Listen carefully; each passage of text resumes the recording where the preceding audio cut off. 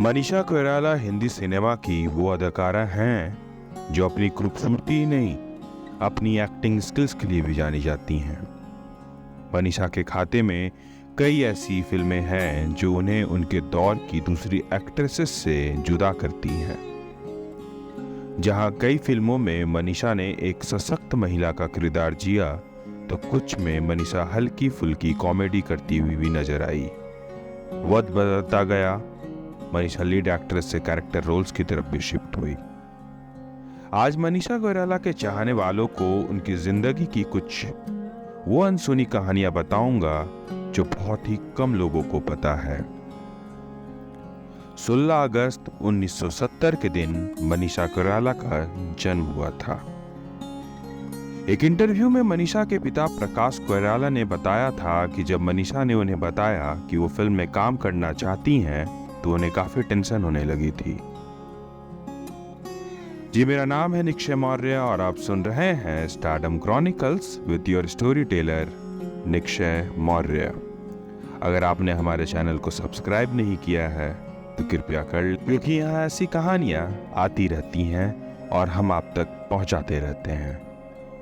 अब आगे चलते हैं। प्रकाश कोइराला को लगता था कि फिल्मी दुनिया एक अजीब दुनिया है जहां लड़कियों को काफी परेशानियों का सामना करना पड़ता है।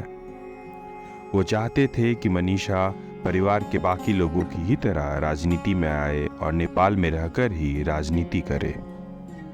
लेकिन जब उन्हें एहसास हुआ कि उनकी बेटी मनीषा फिल्मों में ही अपनी किस्मत आजमाना चाहती हैं, तो वो मान गए और उन्होंने मनीषा को फिल्मों में काम करने की इजाजत दे दी। मनीषा को फिल्मों में लाने का क्रेडिट अगर दिया जाना चाहिए तो जानी मानी फिल्म पत्रकार मीना अय्यर जी को दिया जाना चाहिए। दरअसल मीना अय्यर की दोस्ती मनीषा की मां सुषमा कोइराला जी से थी। मनीषा जब दिल्ली आई थी तो इनके सिर पर मॉडलिंग का भूत चढ़ गया। तब सुषमा कोइराला मनीषा को अपनी दोस्त मीना अय्यर के पास ले गई और चुपके से उनसे बोली कि मेरी बेटी को फिल्मों में काम करने का शौक है, लेकिन हम नहीं चाहते कि वो फिल्म इंडस्ट्रीज में काम करे। इसलिए तुम मनीषा को फिल्म इंडस्ट्रीज के बारे में ऐसी ऐसी बातें बताओ जिससे वो फिल्मों में काम करने के बारे में कभी सोचे भी ना। फिर जब मीना अय्यर मनीषा से मिली तो वो इनसे काफी प्रभावित हुई। उन्होंने फैसला किया कि वो मनीषा से कोई झूठ नहीं बोलेंगी। और ये मीना अय्यर जी ही थी जिन्होंने मनीषा को सलाह दी कि तुम फिल्मों में काम करो। मीना अय्यर ने ही मनीषा को मुंबई में शेखर कपूर, बोनी कपूर और सुभाष घई से मिलवाया और एक ही दिन में इन तीनों डायरेक्टर्स ने मनीषा को साइन भी कर लिया। मनीषा कोइराला की बॉलीवुड पारी का आगाज हुआ था सुभाष घई की सौदागर से। वही सौदागर जिसमें दिलीप कुमार और राजकुमार जैसी दो बेहद धाकड़ एक्टर्स सालों बाद एक साथ काम कर रहे थे। इन दो बड़े सितारों के साथ पहली फिल्म में काम करने का मौका मिलने से मनीषा जहां एक तरफ बेहद खुश थी तो दूसरी तरफ थोड़ी नर्वस भी थी। हालांकि धीरे धीरे जब मनीषा ने इन दोनों कलाकारों को जाना तो पाया कि ये दोनों ही बड़े डाउन टू अर्थ हैं और उनसे बहुत प्यार से बात करते हैं, तो मनीषा की वो थोड़ी नर्वसनेस भी पूरी तरह खत्म हो गई। मनीषा ने भी साफ गोई से इन दोनों दिग्गजों का दिल जीत लिया था। खास तौर से दिलीप कुमार तो मनीषा के टैलेंट से बेहद प्रभावित थे। दिलीप साहब ने तो मनीषा की मां सुषमा कोइराला से भी कहा था कि अपनी बेटी की नजर उतार लीजिए, ये बहुत बड़ी हीरोइन बनने जा रही है। दिलीप साहब की वो भविष्यवाणी सच भी साबित हुई। मनीषा ने आगे चलकर बॉलीवुड में अपना बड़ा मुकाम बनाया। मनीषा कोइराला का बॉलीवुड सफर सुभाष घई की सौदागर से शुरू हुआ था। इस फिल्म में इनके हीरो थे विवेक मुश्रान और इत्तेफाक से विवेक मुश्रान की फिल्मी पारी भी सौदागर से शुरू हुई थी। इन दोनों की ही दूसरी फिल्म थी फर्स्ट लव लेटर, लेकिन मजेदार बात यह है कि फर्स्ट लव लेटर को इन दोनों ने ही सौदागर से पहले साइन किया था और वो फिल्म सौदागर से पहले बनकर तैयार भी हो गई थी।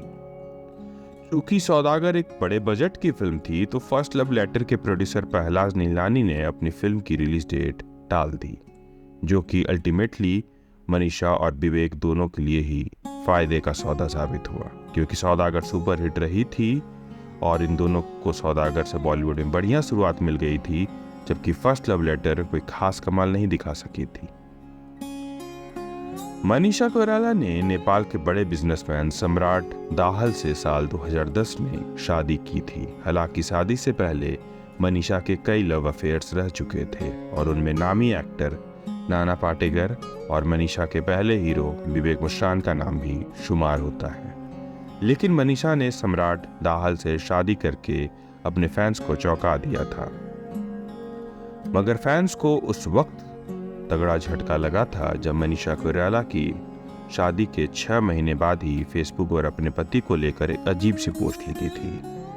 मनीषा ने लिखा था, मेरा पति मेरा दुश्मन बन गया है। एक औरत के लिए इससे ज्यादा बुरा और क्या हो सकता है। आपको बता दें कि मनीषा ने खुद ही ये बात भी बताई थी कि सम्राट दाहाल से उनकी मुलाकात फेसबुक के जरिए हुई थी।